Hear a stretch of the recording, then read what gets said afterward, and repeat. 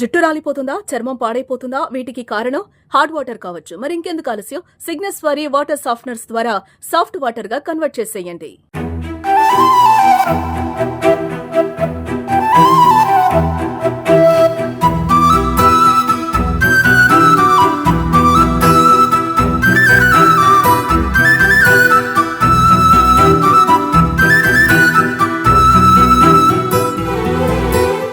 నమస్తే, welcome to Suman TV.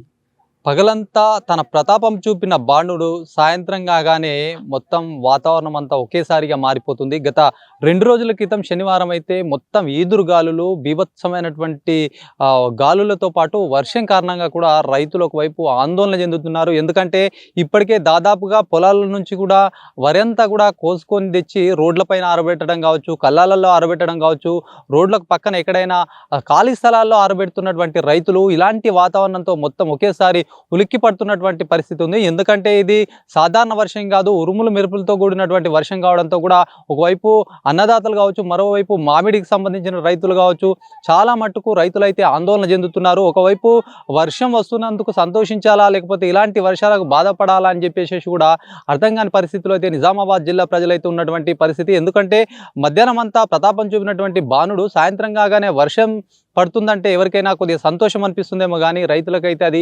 ఆందోళనకరంగా కనిపిస్తుందని చెప్పొచ్చు. ముఖ్యంగా రైతులు ఎక్కడ రోడ్లకు ఇరువైపులా కూడా ధాన్యాన్ని ఆరబెడుతున్నటువంటి పరిస్థితి ఉంటుంది. దాంతోపాటు కూడా ఇట్లాంటి ఏదైనా ఖాళీ స్థలాలు ఉంటే కనుక వాళ్ళకి ఆరబెట్టుకోవడానికి ఒక మంచి ప్లేస్ ఉంటుంది అనుకొని చెప్పేసి అక్కడ ఆరబెడుతున్నటువంటి సిచ్యువేషన్. చాలా మట్టుకు కూడా ఏదో ఆరబెట్టుకుందామని చెప్పి అలాంటి ప్రయత్నాలు చేస్తున్నప్పటికీ ఇట్లాంటి వర్షాలతో చెడగొట్టు వర్షాలని అంటారు. ముఖ్యంగా ఇలాంటి వర్షాలతో కూడా మళ్ళా తన పని కూడా డబల్ ట్రిపుల్ అవుతుందని చెప్పేసి రైతులైతే ఆందోళన చెందుతున్నారు. ఎందుకంటే ఇది ఏదైతే రైతుకు సంబంధించిన కోత తీసుకొచ్చి ఆరబెట్టే క్రమంలో కూడా మొత్తం ఆరిపోతేనే అది కొనుగోలు చేసే క్రమంలో కూడా యూజ్ అవుతుంది. కాబట్టి ఇట్లా మనం చూడొచ్చు విజువల్స్లో ఇట్లా ఆరబెట్టుకునే ప్రయత్నంలో భాగంగా ఇట్లాంటి పనులు అయితే చేస్తూ ఉంటారు. మరి దీనికి వర్షం తోడైతే కనుక అన్నదాతల పరిస్థితి ఒక ఆందోళన అయితే కనిపిస్తున్నటువంటి పరిస్థితి ఉంది. కొంతమంది రైతులు ఉన్నారు, మాట్లాడదాం అసలు మొత్తం వాతావరణం పరిస్థితి పైన వాళ్ళు ఏం చెప్తారు. మొత్తాన్ని ఇప్పటికైతే దాదాపుగా కూడా 80% అయితే రైతులు మొత్తం కూడా పొలాల నుంచి వడ్లు తీసుకొచ్చి రోడ్డు పైన పెడుతున్నటువంటి క్రమం. ఎట్లా మొత్తం ఏంది వర్షాలు ఈ మధ్య కాలంలో దాదాపుగా మొన్న శనివారం కురిసిన వర్షం కావచ్చు, అంతకుముందు గాలులు కావచ్చు, విపరీతమైన గాలులతో ఎట్లా అనిపిస్తుంది అసలు మీకు? మన వర్షానికి చాలా వడ్లు రాలిపోయాయండి, పడిపోయింది వరి మొత్తం. చాలా నష్టమైంది అది మాత్రం. తెచ్చిన వడ్లు కూడా నానిపోతున్నాయి. చాలా మందికి కూలి కూడా ఎక్కువ అవుతున్నాయి. మనం మొత్తం అంటే ఇప్పుడు దాదాపుగా ఒక 80% అయిపోయినట్టేనా దాదాపుగా, అంటే కోతలు మా 80% అయినట్టే, ఇంకా 20% ఉంది. 20% కూడా ఈ వర్షానికి మన చాలా నష్టమైంది. అది ఎట్లా అసలు సడన్ గా ఒకేసారి రాగానే మొత్తం ఆందోళన అయిపోతుంది. అది ఒకవైపు రైతులు రోడ్ల పైన ఆరబెడుతున్నటువంటి రైతు అయితే ఇంకా టెన్షన్. సడన్ గా వచ్చేసింది వర్షం. అది మేము ఇక్కడ పోసాము, ఆ రోజు నైట్ మొత్తం తాటిపత్రలు కప్పిన వర్షానికి గాలికి లేదు, లేచిపోతున్నాయి. మొత్తం టెన్షన్ మాకు. ఆ రోజు 9-10 గంటలకు ఇక్కడ ఉన్నాం మేము. కానీ అది పెద్దవాన అయితే ఇంకా కష్టం అవుతుండే, కొద్దిగా వెళ్ళిపోయింది. అది గాలులతో చాలా భయం రేగుతుంది. గాలులు చాలా భయం. గాలితోటే వరి మొత్తం పడిపోయి వడ్లు రాలిపోతాయి. రైతులు కూడా ఇట్లాంటి పనులు అయితే చేస్తారు. మరి అసలు రైతు మొత్తం కొనుగోలు ఎట్లా నడుస్తున్నాయి?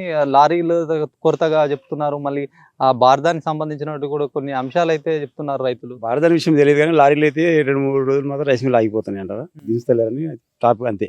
మందతే పోలేదు ఇంకా, పక్క వాళ్ళు చెప్పి మాటలు వింటున్నాం అంతే. ఎక్కడి నుంచి వచ్చారు అసలు? మాది ఇక్కడ క్యాంప్, రెడ్డి క్యాంప్ అని ఒకటి ఉంది, అక్కడ నుంచి. ఎన్ని ఎకరాలు పెట్టారు? నేను 7 ఎకరాలు పెట్టాను. ఎట్లా దిగుబడి ఎట్లా ఉంది? దిగుబడి ఒక మామూలుగా, అంత హైయెస్ట్ ఏం కాదు, మామూలుగా వచ్చింది. ఒక ఎకరానికి ఒక 40-70 బర్తి కింద 40 సంచులు అవుతున్నాయి. 70-40 సంచులు ఎత్తు కాకపోవచ్చు, చెప్పలేదు, తెలియదు కదా మనకి. ఇంకా కాంట పెట్టినాక తెలియదు.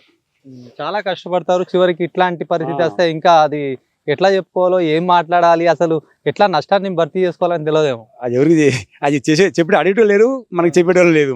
అడగాలి వచ్చి సామాన్యంగా ఎంత నష్టమైంది చేయాలి, వాళ్ళు ఏం చేస్తలేరు దాన్ని. మొత్తం సన్నవాడలేనా మీరు? సన్నవాడలు. బోనస్ పరిస్థితి వస్తున్నాయా? బోనస్ ఏమో ఇప్పటికైతే ఎవరికి రాలేదంటారు. మరి ఇక్కడైతే ఏదో 3 నెలలు 2 నెలలు అంటున్నారు. మరి వస్తే రా కూడా తెలియదు, అది నమ్మకం లేదు. అయితే వర్షాకాలం పంటకైతే వచ్చాయి. చివరిలో ఉన్న వాళ్ళకి మొదట్లో అయితే పెట్టేసారు, ప్రైవేట్ గా పెట్టుకున్నారు. అంత అబ్జర్వ్ లేదు, ఇప్పుడైతే తెలియదు మనకి. ఇంకా ఎవరికి ఇంకా వచ్చినట్లేదు అనుకుంటే ఇక్కడైతే. నాకు తెలిసిన వరకు రాలేదు. ఏమన్నా ప్రభుత్వానికి కానీ ఏమన్నా చెప్తారా? అంటే ఇట్లాంటి తొందరగా కొనుగోలు చేయాలి, ఇట్లాంటి ఏమైనా సమస్యలు? లారీలు కూడా కిరాయి మా దగ్గర వసూలు చేస్తున్నారు. మళ్ళీ వాళ్ళు కాంట్రాక్ట్ దారు అనేవాడు 8 రూపీస్ 9 రూపీస్ కాంట్రాక్ట్ తీసుకుంటారు కదా, అట్లా తీసుకోకుండా మా దగ్గర మళ్ళీ ఎక్స్ట్రా ఛార్జ్ తీసుకుంటున్నాడు. సంచికి 3 రూపాయలు 4 రూపాయలు తీసుకొని అక్కడ చేస్తుంటాడు. అది మేము పెట్టుకోవాల్సి వస్తుంది మళ్ళీ దానికి ఎక్స్ట్రా. కాంట్రాక్ట్ అన్నాడు లారీ పంపించాలి కదా మాకు, మళ్ళీ ప్రైవేట్గా మళ్ళీ మా దగ్గర డబ్బులు వసూలు చేసి తీసుకుపోతున్నాడు. అది పద్ధతి కాదు కదా. అది ఇప్పుడు కాంటాలు ఎక్కడ పెడుతున్నారు? ఇక్కడ పెడతారు కాంట. ఐకేపీ ఇది ఐకేపీ ఇక్కడ పెడతాం కాంట పెట్టినాక పెద్ద కాంట అక్కడ రైస్ మిల్ తీసుకుంటాడు కదా. ఇప్పటికైతే తరిగేం లేదు, సన్నాటికైతే తరిగి తీసుకుంటే లేదంట. మరి ఇంకా చెప్పలేము, ఇంకా వాళ్ళకి ఏమైనా ఎక్కువ అయిపోతే ఏమన్నా చేస్తారని తెలియదు. ఇంకా ఇప్పుడు 3 రూపాయలు ఎందుకు తీసుకుంటున్నారు అసలు? సంచికి 4-5 రూపాయలు తీసుకుంటారు లారీ వాడు ఎక్స్ట్రా పైసలు మా దగ్గర. ఎందుకు సంచికి ఒక చిన్న 40 కిలోల బ్యాగ్కి 4 రూపాయలు 5 రూపాయలు కూడా తీసుకుంటాడు ఒక బ్యాగ్. లారీ ఎక్స్ట్రా కిరాయి తీసుకుంటాం మా దగ్గర. కాంట్రాక్ట్ ఇప్పుడు లారీ అసోసియేషన్ కాంట్రాక్ట్ తీసుకున్నప్పుడు మొత్తం వాళ్ళే పెట్టుకోవాలి కదా. అది మా దగ్గర వసూలు చేసే అవసరం లేదు కదా, గవర్నమెంట్ ఇస్తుంది కదా వాళ్ళకి. మళ్ళీ మా దగ్గర తీసుకుంటాం మళ్ళీ ఇష్టం వల్ల.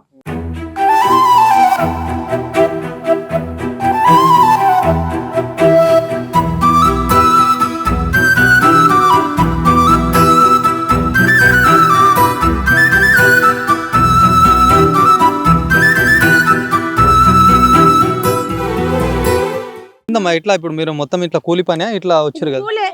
మేము కిరాయి ఉంటాం పెద్ద బోరియంలా. ఇక్కడ జీజీ కాలేజీలో బోరియంకి వెళ్ళి వచ్చినాం. మాది కుద్దు మదనపల్లి. అక్కడికి వెళ్ళి బోరియంలా బతకొచ్చినాం 25 ఏళ్ళ. అక్కడ నుంచి ఇక్కడ కైకిలు చేసుకుంటున్నాం. రోజు ఎంత వస్తాయమ్మా? 400 ఇచ్చేస్తే పొద్దున్న నుంచి సాయంత్రం రాక. ఎట్లా మా బతుకు? ఇల్లు లేదు, ఏం లేదు. మాది ఎట్లా? మాది ఈ పంట ఉన్నోళ్ళకు జాగు ఉన్నోళ్ళకే ఇచ్చేస్తున్నారు. మా బతుకు ఎట్లా? మాది వాళ్ళు గెలిస్తే ఇది కట్టిస్తాం అది కట్టిస్తాం అంటున్నారు. ఏది మాది? మాకు రూపాయి వచ్చిన లాభం లేదు. పింఛన్ 2000 పింఛన్ వస్తుంది, ఆదాయం ఏం లేదు. పొలం ఉందా లేదా? ఏం లేదు, ఇల్లు లేదు, పొలం లేదు, ఏం లేదు, ఇదే కూలి. ఇప్పుడు మీరు మొత్తం ఎండల్లో ప్రతిరోజు ఇదే పని, మీకు ఏమన్నా ఉపాధి కావాలి అని అంటుర్రా? ఏం కావాలంటారు? ఎట్లా ఉండాలి? ఇల్లు కావాలా?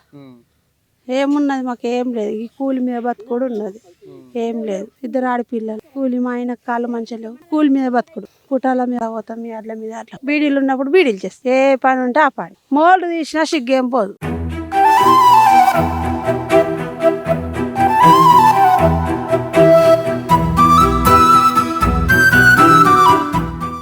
ఇది పరిస్థితి చూడొచ్చు. దాదాపుగా ఇది జీజీ కాలేజీకి సంబంధించిన మైదానం. రైతులు మొత్తం కూడా చాలా ఓపెన్ ప్లేస్ ఉంటుంది కాబట్టి చుట్టుపక్కల పండిస్తున్నటువంటి రైతులు ఇక్కడ ఆరబెట్టుకుంటున్నారు.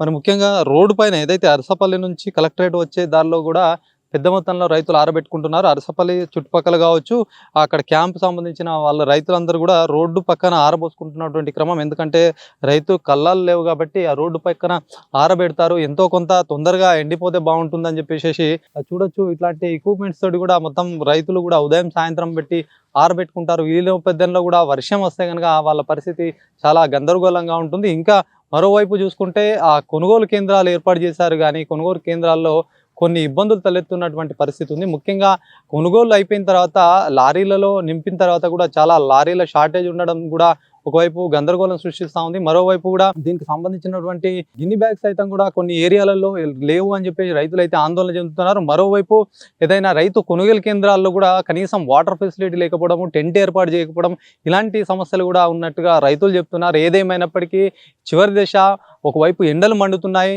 దీనికి సంబంధించినటువంటి అధికారులు త్వరగా కూడా కొనుగోలు చేసి రైతులకు సంబంధించినటువంటి ఏదైతే ఇష్యూస్ ఉన్నాయో, ముఖ్యంగా లారీల కొరత కావచ్చు, గిన్ని బ్యాగ్స్ కొరత కావచ్చు, ఇలాంటివి లేకుండా చూడాలి. ముఖ్యంగా కూడా ఏదైతే లారీలో వేసే క్రమంలో కూడా 4 నుంచి 5 రూపాయలు కూడా వసూలు చేస్తున్నట్టుగా కూడా రైతులు అయితే ఆందోళన చెందుతున్నారు, ఆరోపిస్తున్నారు. ఇది ఖచ్చితంగా దీనిపైన దృష్టి పెట్టి ఆ రైతులకు న్యాయం చేయాలని చెప్పేసి కోరుతున్నటువంటి పరిస్థితి. కెమెరా పర్సన్ జగదీష్తో శ్రీనివాస్, సుమన్ టీవీ, నిజామాబాద్.